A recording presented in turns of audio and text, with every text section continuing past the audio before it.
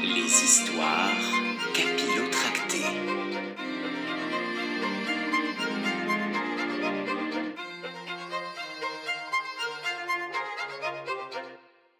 Amaury se rapproche de cette drôle de tombe quand soudain, une main traverse le sol et attrape notre héros à la gorge.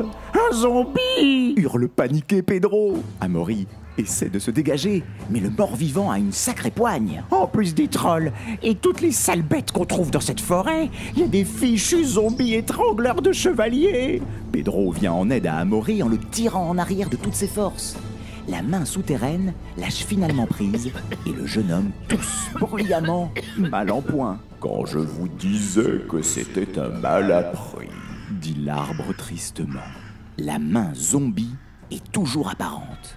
Le majeur orné d'une belle bague en or massif. T'as failli y passer, mais on va être riche. Zut, la bagousse du zombie, c'est pas de la camelote, ça. L'emblème de Frodoric.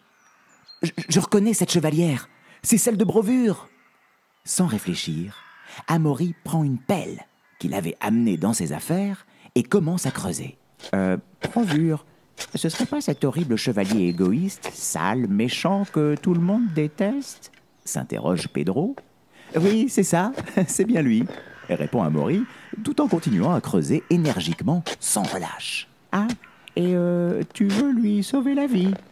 Et après, on va dire que c'est moi qui suis stupide, rouspète l'âne.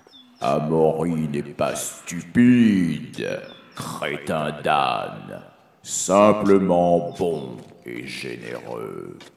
Cœur pur,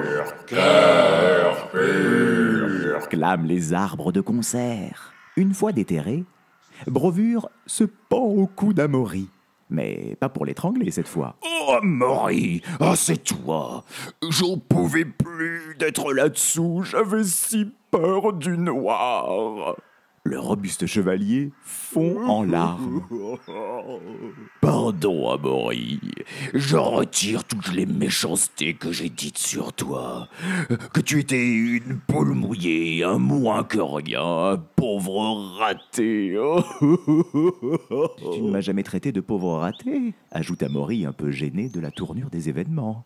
Tu es le plus merveilleux de tous les chevaliers. Oh, c'est pas vrai, encore une chiffre molle. Après le blondinet pleurnichard, voilà ce gros gaillard qui chiale comme un gros bébé, dit Pedro effaré. Maintenant, c'est Amaury qui devient Brovure et Brovure qui devient Amaury. Tu crois que Amaury devient Brovure? Il a le courage de Brovure. Le courage de Brovure qu'il avait avant. Et par contre, il est peut-être moins égoïste et moins méchant alors. Oui. Ah, pas la peine d'en faire tout un fromage, dit Amaury. C'est normal de s'entraider entre chevaliers. Mais maintenant, on ne doit pas perdre une minute. Il faut aller secourir Inès et Sarah qui courent un immense danger, quelque part dans cette forêt. J'ai besoin de toi, Brovure, de ta force, de ton courage. À nous deux, nous pourrons... Nous trois, l'interrompt Pedro. Oui, à nous trois avec Pedro l'âne, nous ramènerons sans peine la princesse au château.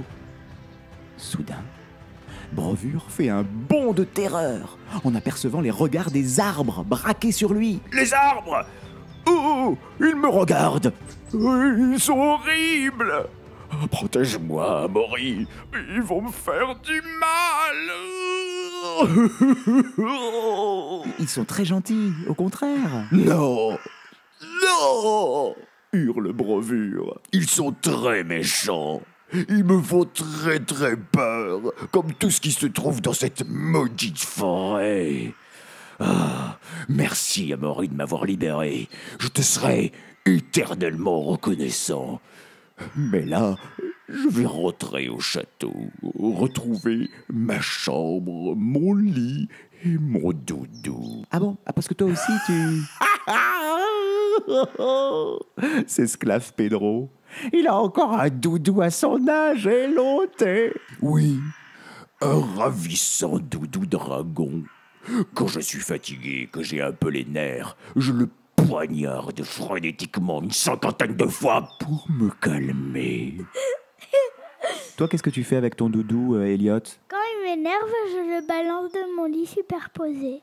C'est alors qu'un terrifiant grondement retentit, figeant nos héros sur place.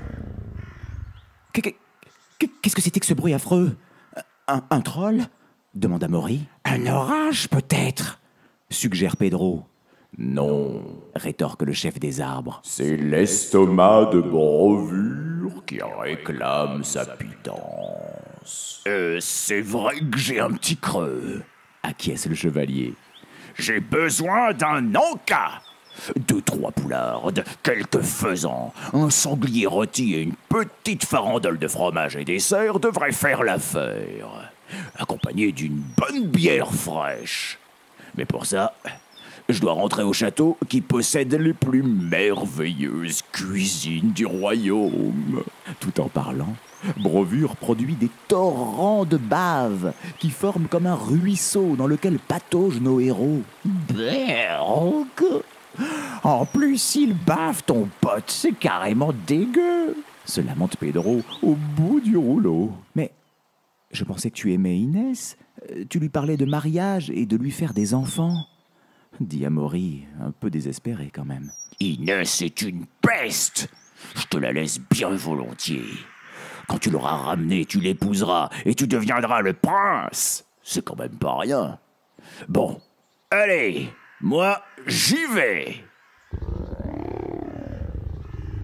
Les grognements d'estomac retentissent de nouveau, pendant que Brovure déguerpit en 4e vitesse. Bon je crois qu'on ne peut compter que sur nous-mêmes, mon brave Pedro. C'est vrai que les autres sont pas hyper motivés pour ce boulot. Peut-être qu'en matière de management, t'es pas encore super rodé. Allez, allons-y, propose Amaury d'une voix qui se veut enjouée. Bonne chance dans ta quête, Amaury.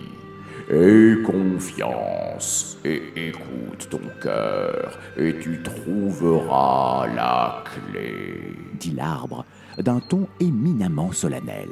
La clé? Quelle clé? Interroge Amaury curieux. L'arbre paraît tout à coup un peu mal à l'aise. Oui, faut pas le prendre au pied de la lettre, c'est une métaphore. La clé du bonheur, la clé du destin, ce genre de choses, quoi. Un gland tombe de l'arbre et percute la tête du chevalier. Aïe! Pardon de ne pas avoir compris votre métaphore, c'est pas une raison pour me balancer des glands. Ce gland est magique. Il permet de contrecarrer bon nombre de sortilèges. Il pourra être utile.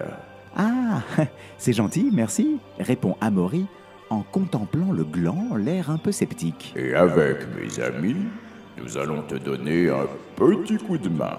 Enfin, plutôt un petit coup de racine. C'est alors que les racines remuent sous les pieds de nos héros et sortent de terre tels des tentacules de pieuvres géantes. Bon, je m'emballe un peu, Elliot, mais c'est vrai que c'est impressionnant, hein.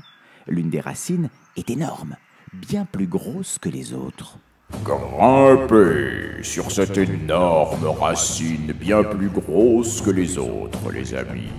Je vais vous catapulter pour vous faire gagner du temps. Si gagner du temps, ça veut dire aussi perdre la vie, je préfère y aller à pattes. Dit l'âne, pas très rassuré par cette généreuse proposition. Allez, grimpe, Pedro. Ça peut être rigolo après tout, s'enthousiasme Amaury. Rigolo, il trouve ça rigolo, s'indigne l'âne, obtempérant tout de même à contre-cœur en chevauchant la racine. Vous êtes prêts? Demande l'arbre.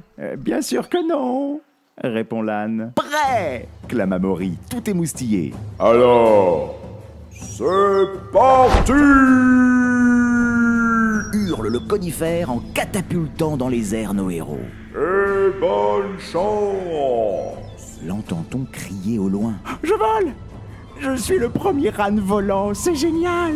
S'émerveille finalement Pedro. Oh, la vue est magnifique d'ici, ajoute Amaury en contemplant la majestueuse noire forêt qui s'étend en bas.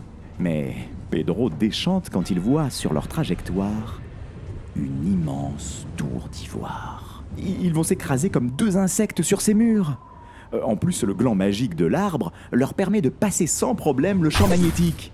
Bon, parce que tu as bien compris, Elliot, comme tu es un enfant intelligent, qu'il s'agit bien évidemment de la tour de... Bookmambo, c'est le méchant sorcier. Et bim! Ou plutôt, crash! Nos deux héros terminent leur course dans l'une des fenêtres de la tour. Mais pas n'importe laquelle. Une fenêtre du dernier étage. Et oui, je veux parler de la chambre dans laquelle... Il y a Inès, Et... Sarah, qui sont... prisonnière. Oui.